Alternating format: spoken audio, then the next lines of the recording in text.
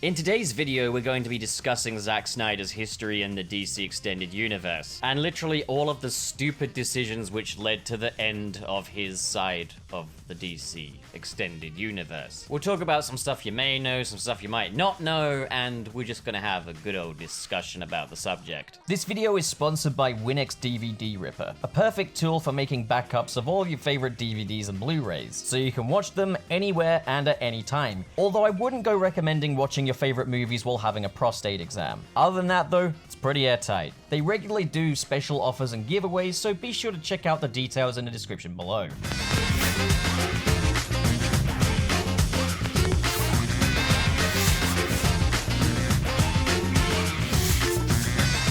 Now, first of all, because I know some folks are going to ask, yes, I have seen the Suicide Squad trailer. The new James Gunn soft reboot of Suicide Squad. I still have no idea why DC and Warner Brothers push Suicide Squad so hard in their branding, but I'm gonna say this, it looks a lot better than what we originally had in 2016. It looks like a lot of fun, and the humor in there, yeah, it's bang on. It had me genuinely laughing. I think the Harley Quinn moment where they're supposed to go in and rescue her, but she's already free, genuinely really funny. That whole thing about the island being covered in penises, again, really funny. The humor is layered, and it's not overly simplified or dumbed down, even for this trailer, which is supposed to be a very quick-fire thing.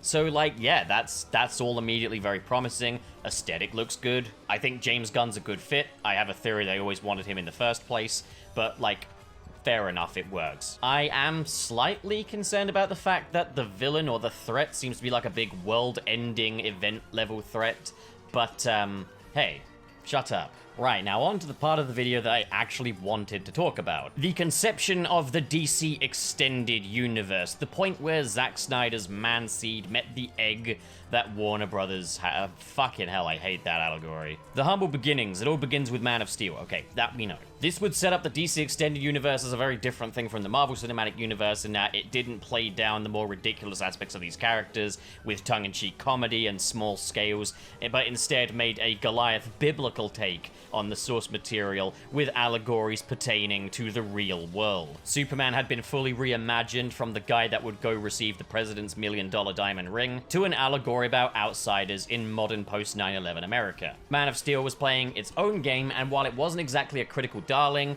the box office success was just fine, about as you'd expect, and people liked it just fine. I'll take a brief moment to factor in my own opinion. Oh my god, this movie's incredible! So obviously, because it performed just fine, Warner Brothers wanted to follow it up, make their rival to the Marvel Cinematic Universe. Fair enough, makes sense. And Zack Snyder pitched this business model, that he would helm Man of Steel and the Superman movies, as well as the Justice League movies, but he wanted to collaborate with other directors to make solo movies for the other Justice League members. So at this point, the Warner Brothers were like, well, actually, here's the thing, Marvel have already done the Avengers, let's catch up with them. But rather than dive straight into the Justice League, we instead had Batman v Superman Dawn of Justice, serving as kind of a prequel to the Justice League, and Suicide Squad, which would be Warner Brothers' answer to Guardians of the Galaxy. I have identified an immediate problem. Warner Brothers and Zack Snyder, their collaborator, are clearly pulling this in two different directions. Zack Snyder wants to play a game of his own, where Warner Brothers consistently wants to just compete with all of Marvel's major players. They want their Justice League to rival the Avengers, they want their Suicide Squad to rival the Guardians of the Galaxy, and they want it now! While disregarding the meticulous storytelling needed to maintain a cinematic universe. Don't worry though, Warner Brothers have an ace in the hole. Their own answer to Marvel Studios is Kevin Feige, Jeff Johns, because as we all know, writing comic books and producing movies are the exact same fucking thing. Well anyway, they all bite the bullet. David Ayer bites the bullet, Zack Snyder bites the bullet, and Batman v Superman Dawn of Justice and Suicide Squad both roll out into theaters. To negative critical reception and significantly more negative reception from the audiences. Batman v Superman Dawn of Justice's main criticisms being that the storyline is a heaping barrel of fuck. And as for Suicide Squad, just fuck Suicide Squad. Okay, but in all seriousness, it was way too obvious that it was a desperate attempt to kind of cash in on the whole Guardians of the Galaxy thing. It was a film that had obviously been cannibalized by the studio for the sake of a mandate. And with Batman v Superman Superman, it was clearly just missing several pieces. For starters, what a weird point for us to enter the world of Batman. A point where Batman has completely lost sight of everything he ever believed in and abandoned the most fundamental principles that there are to Batman. This is our starting point with Batman. This is our beginning. He murders people now, and Robin is fucking dead. Can't help but feel there's a solo movie worth of storyline there, but hey, Warner Brothers didn't want that. But it wasn't all bad. There was the release of Batman v Superman Ultimate Edition on Blu-ray,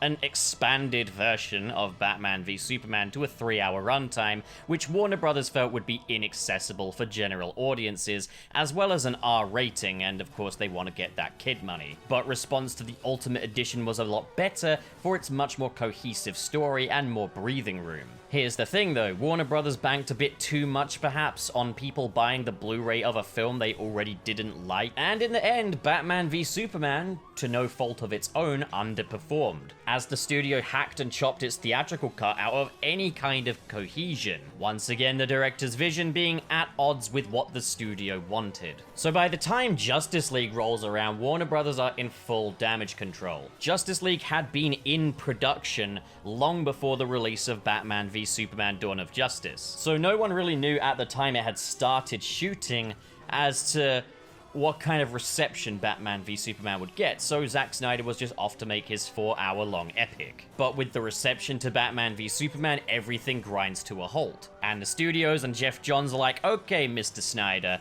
this 4-hour epic of yours just won't do. You need to cut it down to 2 hours. Under 2 hours, even.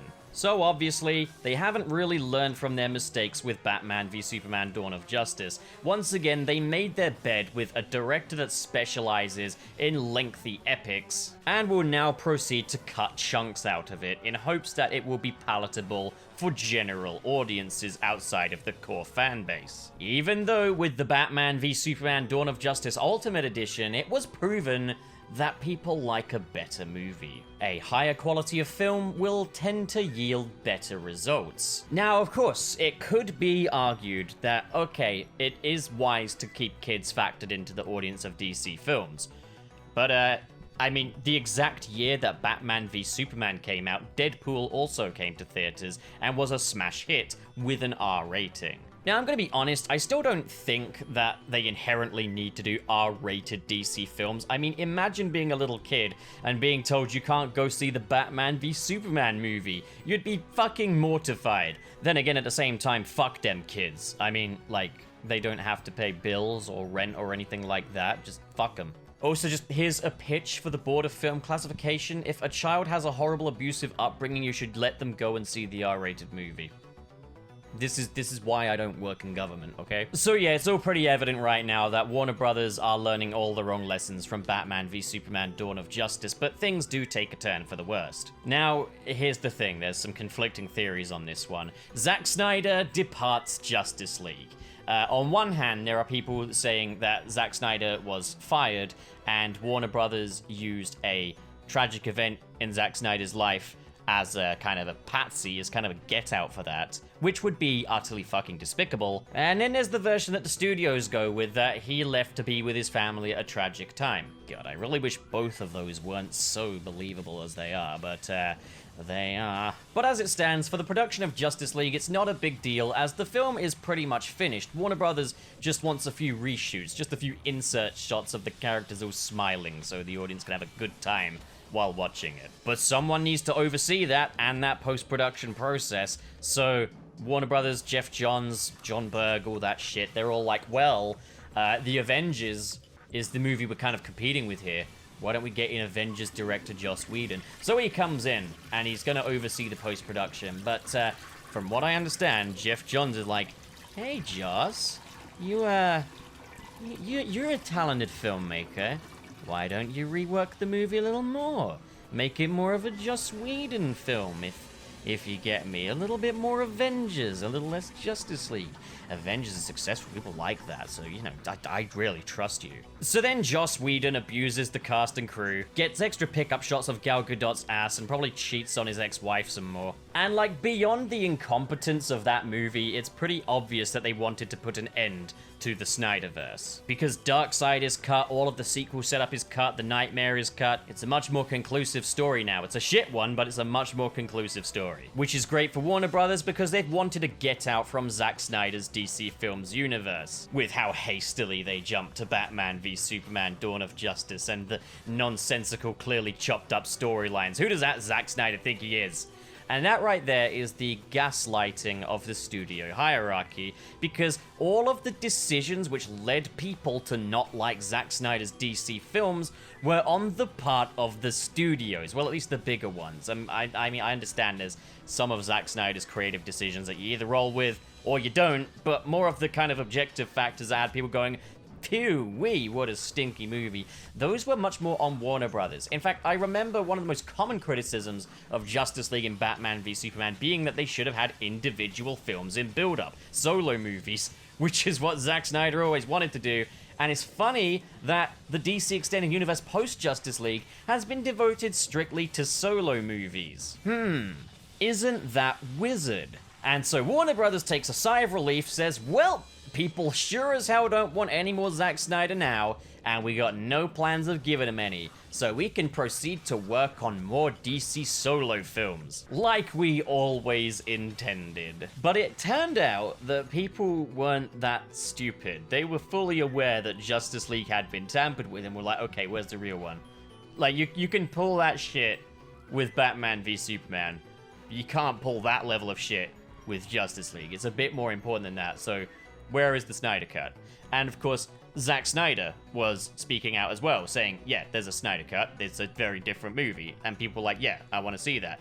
The movement got big, charitable events were organized for the American Suicide Prevention Fund, the hashtags went around, and yeah, okay, because someone's going to bring it up, yes, there was a bit of toxicity in that community. But for the most part, the studio system at Warner Brothers had become pretty transparent, and people really just wanted the truth. Cut to 2021, Zack Snyder's Justice League cut does get released in the end, revealing that yes, the film was pretty much finished before he departed, that yes, Joss Whedon's reshoots were completely unnecessary, that yes, this story does breathe better in long format, and that once again, basically all of the really egregious things that didn't work about the film the first time were on the parts of Warner Brothers. And not only that, but we now have a clear image of what Zack Snyder had intended for the DC Extended Universe going forward and the stories ahead, involving a big world-ending event with Darkseid and the anti-life equation, something DC fans would pretty much be jumping at the bit for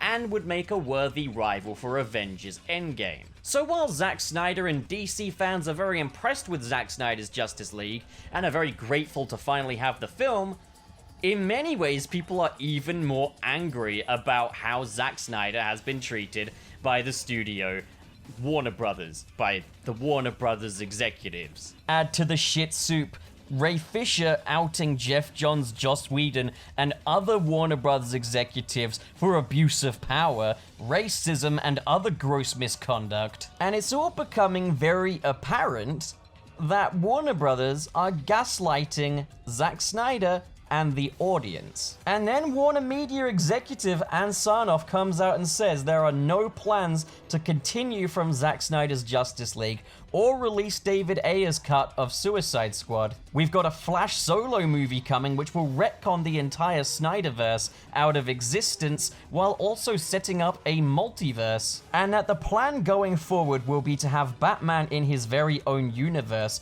a hard reboot for Superman, while keeping Gal Gadot, Ezra Miller, and Jason Momoa in their respective roles. Ray Fisher is fired for being honest, but serial domestic abuser and little psycho bitch Amber Heard still gets paid a lot of money to wear a push-up bra and talk in monotone. Now here's the thing, the hashtag Restore the Snyderverse trended massively recently, probably one of the biggest hashtags in Hollywood history. Warner Brothers really ought to know that people want to see more of Zack Snyder's vision, and here's why there's really no reason why they shouldn't. They're doing the fucking multiverse anyway. I mean, it's already kind of a shit show that they're basically jumping from one multiverse to then Flashpoint to then having DC Extended Universe version 2 with so many gaping unfinished loose ends in the DC Extended Universe as we currently know it. I mean, can you imagine if Avengers came out with the Thanos tease,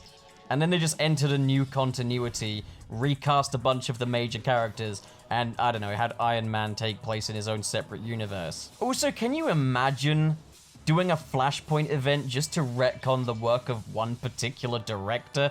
How shitty is that? Imagine being Warner Brothers. Okay, fine, you want to wash your hands of Zack Snyder. You don't want any more really long R-rated movies. Except, wait, wasn't Joker a massive success? You see what I mean now? Love the Zack Snyder movies or not, whatever. That's up to you, but I'm just saying they should restore the Snyderverse. Like, for one, I think the Snyderverse plan is way better than the plan they've got right now anyway. Imagine having a DC cinematic universe without having the Justice League come together in any sequels or anything, just doing solo films. Imagine if the Marvel Cinematic Universe never bothered to do any further Avengers movies after the first one. And Sarnoff talked about how they wanted to echo Marvel's strategy. So I'm just saying, imagine if Marvel never did Avengers Infinity War and Endgame. Here's the thing, what the Snyderverse would have been is that there would have been a Batman solo film with Deathstroke, and it's presumable that Deathstroke would have taken out basically everyone that Bruce Wayne has ever loved. Alfred, Commissioner Gordon, etc. Then in Justice League 2, we've got Batman working with Deathstroke, the Joker, the Flash, Cyborg, and Queen Mira, who really should be recast. Just gonna stress that. If you're gonna fire Johnny Depp, you should fire her too. Either fire both of them or neither of them, or await the actual court verdict. I'm just saying, that would be the professional and fair thing to do, and they would have been fighting against a Superman that succumbed to the anti-life equation, was working side by side with Darkseid, and then, I don't know, there'd be some time travel fuckery or something, which would then lead to Justice League 3, where it's the big Justice League fight against Darkseid, and Batman would self-sacrifice to save the universe. Now, before you guys say, oh, that sounds very similar to Endgame, this was in the works before that. This was originally the plan much sooner. But the bottom line is, I want to see that. Now, as for the Batman thing, I understand it's a big ask to ask for all of these movies, so I'm just going to say this. Justice League 2 and 3 would be great, or if you can even condense that storyline and put it into one film, but I don't trust you with that, so, like, you know, I'm just saying, I would like a proper conclusion to the Zack Snyder universe. Warner Brothers executives will pretend that Man of Steel, Batman v Superman, and Justice League are a complete trilogy with a beginning, a middle, and an end. And it's really not what that is. It's half of a series, more like. So I say, if you really want to wash your hands of Zack Snyder, even though all the things you hate him for are literally your own decisions, Warner Brothers, at least let him finish the job, you know? Let him finish his work. And that is why Restore the Snyderverse matters. But what do you guys think? Comment below and discuss, and as always, if you enjoyed this video and you want to see more like it, hit subscribe, hit the like button, and in the description below is the link tree where you can help support my channel, which I dearly, dearly need.